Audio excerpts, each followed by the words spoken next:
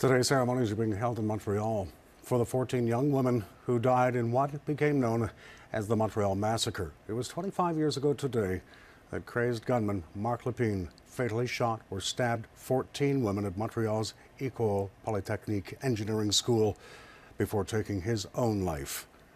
Survivors of the attack said Lépine screamed feminists had ruined his life as he opened fire on the 14 women. Today's events included a procession through a Montreal cemetery and the traditional placing of white roses outside the school. Well, the shootings at the École Polytechnique in Montreal in 1989 were a key moment for the gun control movement in Canada. In response to the shootings, the Coalition for Gun Control was formed. That organization has been urging Canada since to strengthen its gun laws and regulations, and that organization says Ottawa now is undoing much of the progress made on gun control since that tragic event. Wendy Cukier is the president of the Coalition for Gun Control. She joins us now by phone from Montreal. Ms. Cukier, in a newspaper article today, you described how the Montreal Massacre became a turning point for Canada's gun laws. Can you briefly outline some of the laws and rules at the time and how they were improved following this tragedy? So at the time of the Montreal Massacre, a 16-year-old with $10 who answered 2 questions could get a firearms acquisition certificate, which allowed him or her to buy not one but as many rifles and shotguns as they wanted. And the only record of those guns was in the store. We were selling military assault weapons to civilians. We still are, but fewer. And there were virtually no controls over safe storage. In 1991, progressive conservative Kim Campbell introduced new legislation which strengthened the screening process for gun owners and defined safe storage, banned some military weapons. And in 95, Alan Rock introduced licensing for all gun owners, which meant you couldn't have a gun without a license, introduced the registration of rifles and shotguns, and banned more military weapons.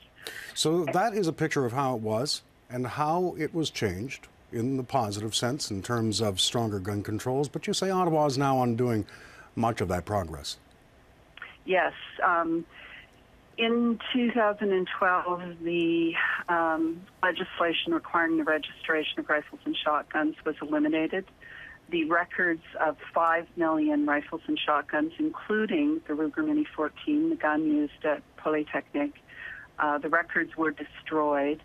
And the government also eliminated the requirement that gun sales be recorded in gun shops if they were rifles or shotguns. And now there's new legislation before the House which will further relax controls on handguns as well as on military weapons. So we made some progress, but certainly we're sliding backwards. Let me pose a long question that I'll ask for a short answer to, if you don't mind. But as you point out in your article, many Canadians believe gun control has long been a core value that separates us from the United States. And I'll point out that it was almost exactly 223 years ago, December 15th, 1791, that the U.S. Constitution's Second Amendment came to be with its protection of the right for Americans as individuals to keep and bear arms. I want to ask you, do we have a Canadian equivalent in some way of the U.S. Constitution's Second Amendment?